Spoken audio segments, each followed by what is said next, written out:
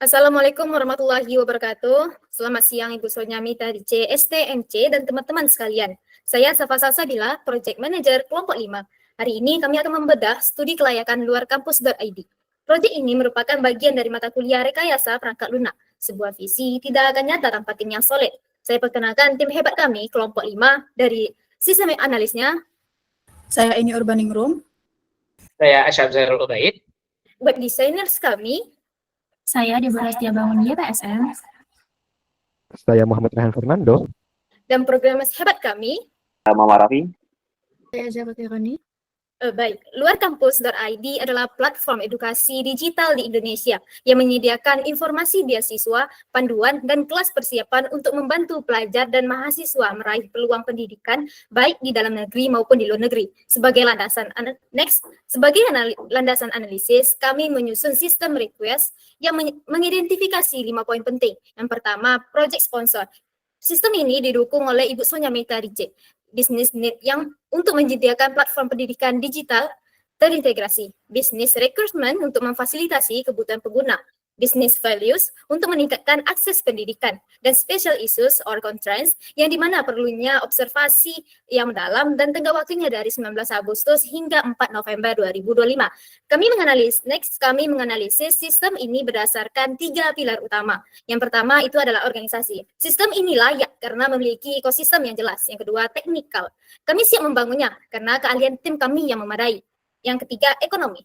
Ini adalah investasi cerdas dengan NPV positif 53 juta rupiah lebih dan ROI 20%, yang dimana modal kembalinya sekitar dalam 4 tahun. Next. Proyek ini akan berlangsung selama 56 hari.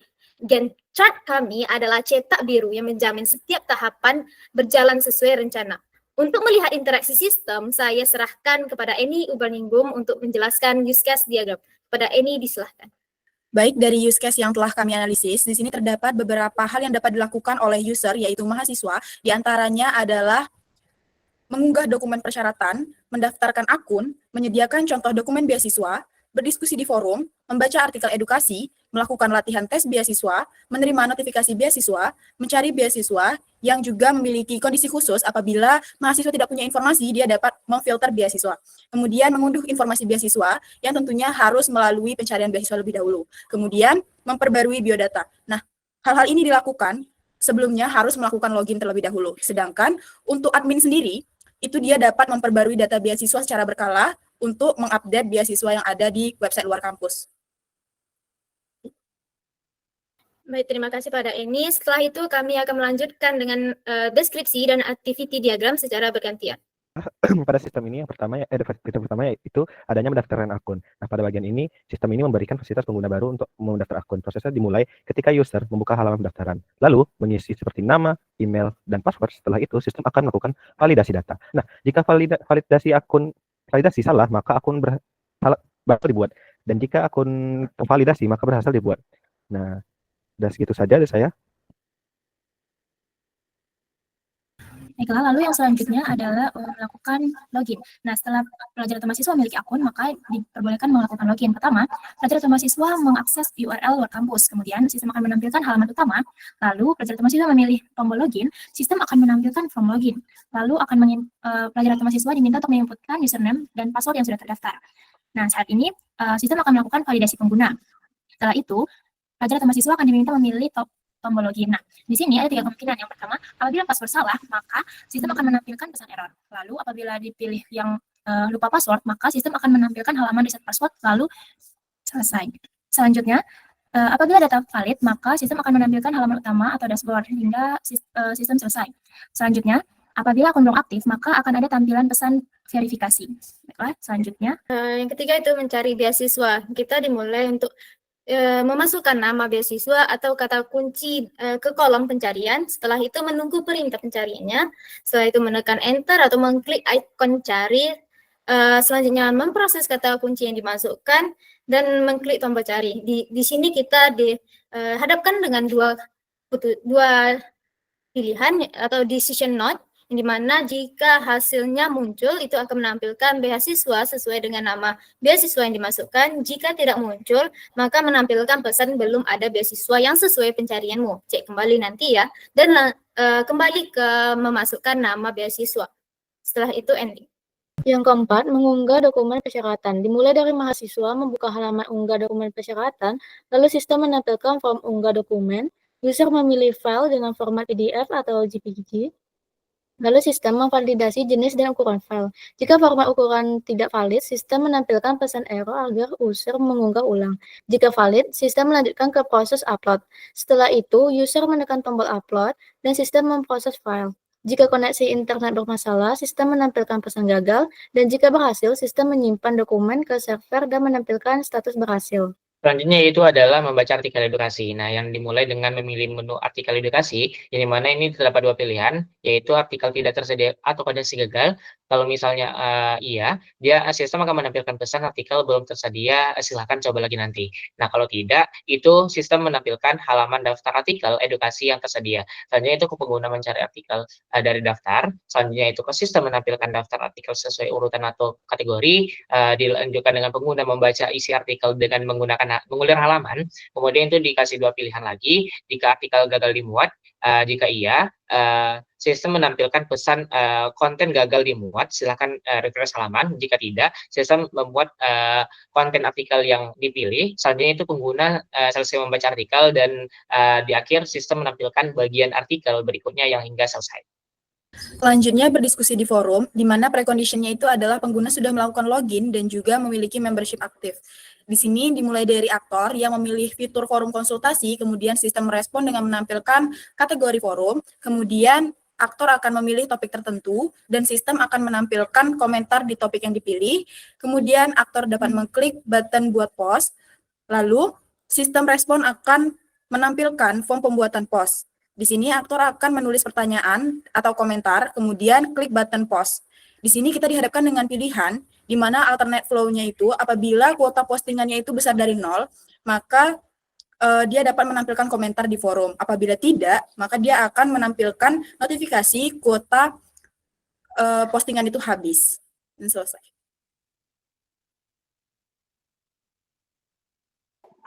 Nah, selanjutnya yang ketujuh yaitu menerima notifikasi beasiswa.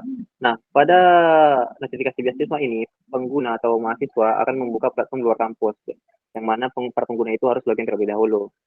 Nah, nanti sistemnya akan menampilkan halaman atau dashboard beranda pengguna. Setelah itu, pengguna melihat icon notifikasi, misalnya seperti gambar lonceng.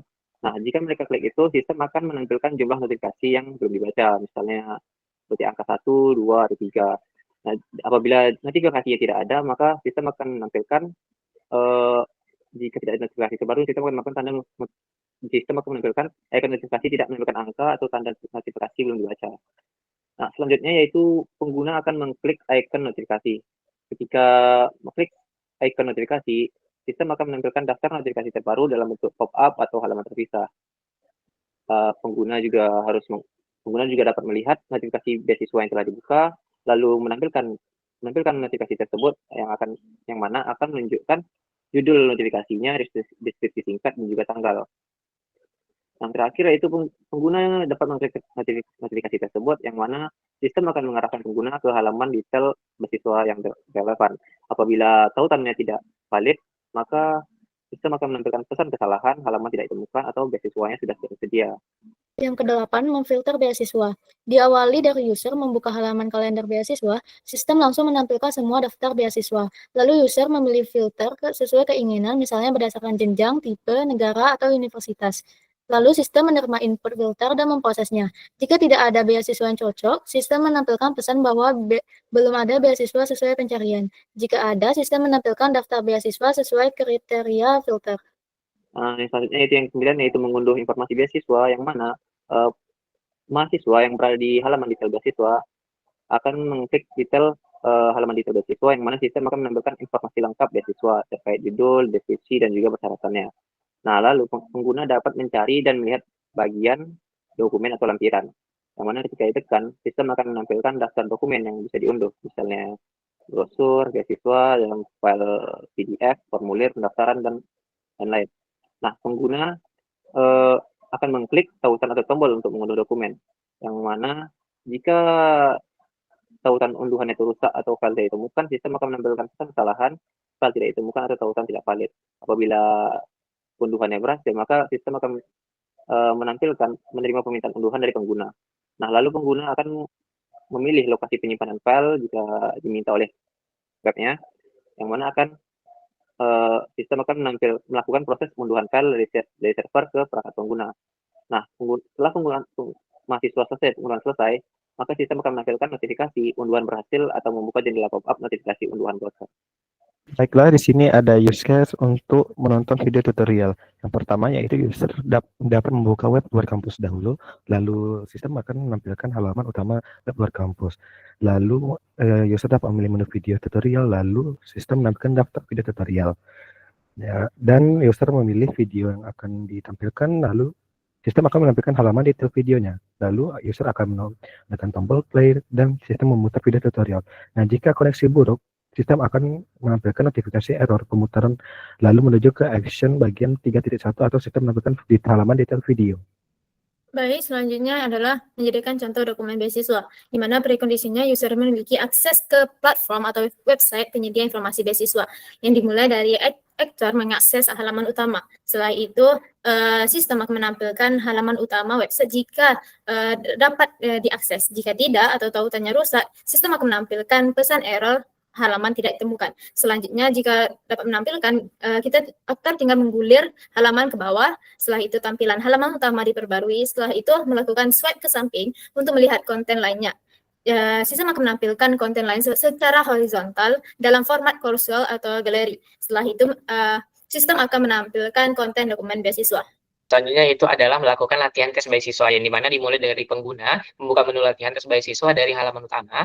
Yang selanjutnya dia akan memberikan dua pilihan, jika daftar tes kosong atau tidak tersedia. Jika iya, sistem menampilkan pesan belum ada tes yang bisa diakses hari ini. Jika tidak, sistem menampilkan daftar tes beasiswa yang tersedia. Selanjutnya, mahasiswa atau pengguna memilih salah satu tes beasiswa, yang kemudian sistem menampilkan instruksi pengerjaan tes dan tombol mulai tes. Selanjutnya itu ada pengguna menekan tombol mulai tes jika gagal dimuat. Jika iya, sistem menampilkan pesan soal gagal dimuat dan coba lagi. Jika tidak, sistem menampilkan soal pertama latihan tes beasiswa. Selanjutnya itu dia beralih ke pengguna membaca soal dan memilih jawaban yang dianggap benar. Yang dimana itu terdapat dua pilihan lagi, ketika koneksi gagal atau terputus. Jika iya, sistem menyampaikan jawaban secara lokal offline, lalu menyinkronkan kembali saat jaringan normal. Jika tidak, sistem menyimpan jawaban sementara dan menyampaikan soal berikutnya. Selanjutnya, pengguna mengulangi langkah menjawab sampai soal semua selesai. Selanjutnya, sistem menampilkan ringkasan jawaban dan tombol kirim jawaban. Selanjutnya pengguna menekan tombol kirim jawaban, yang dimana akhirnya adalah sistem memproses jawaban, menghitung skor, lalu menampilkan hasil latihan tes beasiswa, yaitu skor dan benar atau salahnya.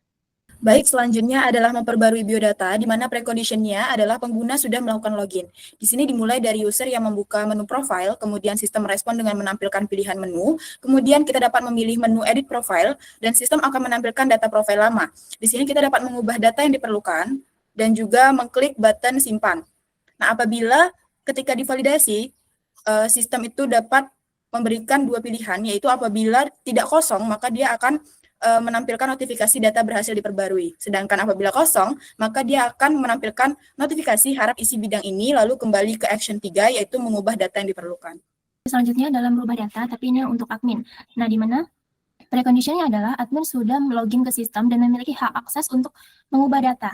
Dan data lama tersedia dalam database, di mana alurnya adalah admin akan membuka menu data manajemen, lalu sistem akan menampilkan daftar data. Nah, lalu admin memilih data yang ingin diperbarui. Kemudian sistem menampilkan data detail. Lalu dipilihlah opsi edit atau perbarui oleh admin. Lalu akan ditampilkan from edit. Setelah itu, admin akan diminta untuk mengubah data yang diperlukan. Nah, di sini sistem akan menunggu proses penginputan. Lalu dipilihlah tombol login, tombol simpan. Nah, di sini apabila data valid, maka sistem akan menyimpan perubahan dan menampilkan notifikasi. Namun, apabila data tidak valid, maka sistem akan menampilkan pesan error dan akan kembali ke from edit. Nah, admin diminta untuk mengulangi langkah selanjutnya hingga selesai. Demikianlah presentasi dari kelompok 5. Terima kasih atas perhatian dan waktu Ibu Sonia, Semeteri C, serta teman-teman sekalian. Kami berharap analisis ini dapat memberikan gambaran yang jelas mengenai kelayakan sistem luar kampus.id. Kami tutup dengan wabillahi taufiq wal hidayah. Wassalamualaikum warahmatullahi wabarakatuh. Terima kasih.